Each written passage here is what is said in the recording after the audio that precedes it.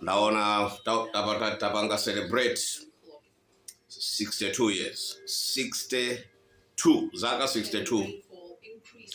Independence ya tumeneja. Kunyogera ku colonialism. Umaruga makala Malawi wina aliyense. Umaze funsa. Kuti kodi tapanga achieve yani. Chimene mungagwire. Because 62 years zimene ine sinafike zaka 62 ya.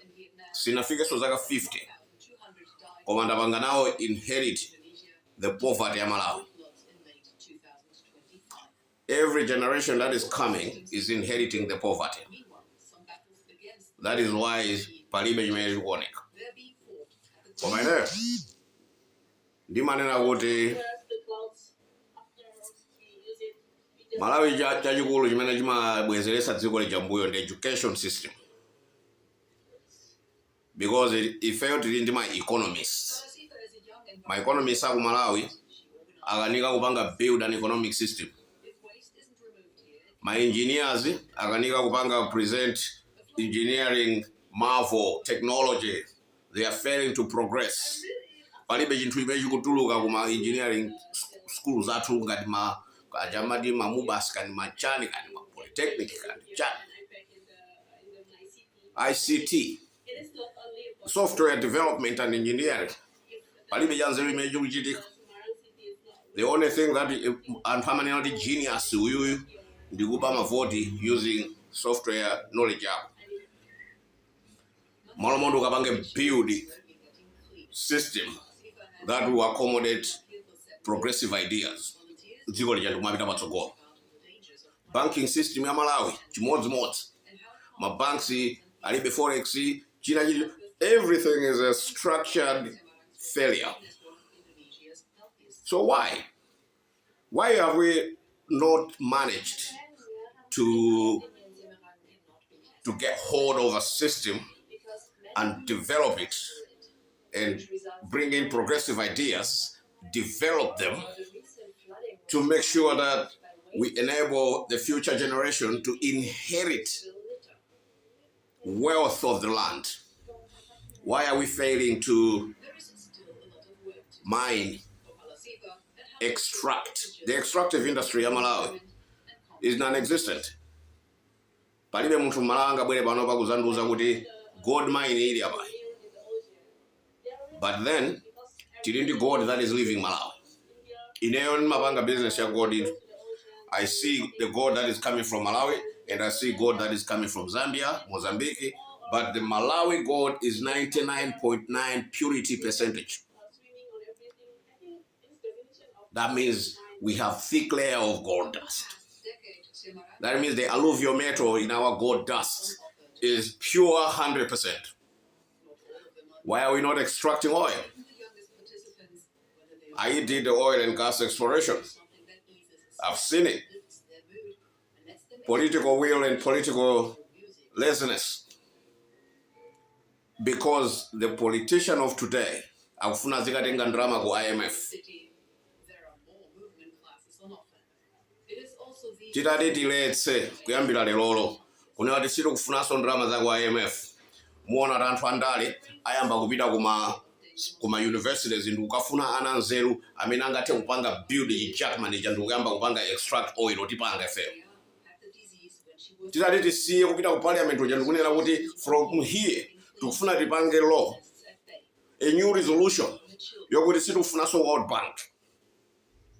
Titauzika ana zimenezi ife ya Malawi kuti situkufunaso World Bank, situkufunaso IMF. Mupeza kuti wandale wathamanga wakafunafuna intelligent kids, brilliant engineers tamba kupanga mining bwinobwino. Komano every time a new minister comes akufuna kumaneka enda anthu aku IMF. There was a guy anabwera ku Malawi ankafuna kupanga shift mindset by pegging the wealth of the land and build a financial portfolio.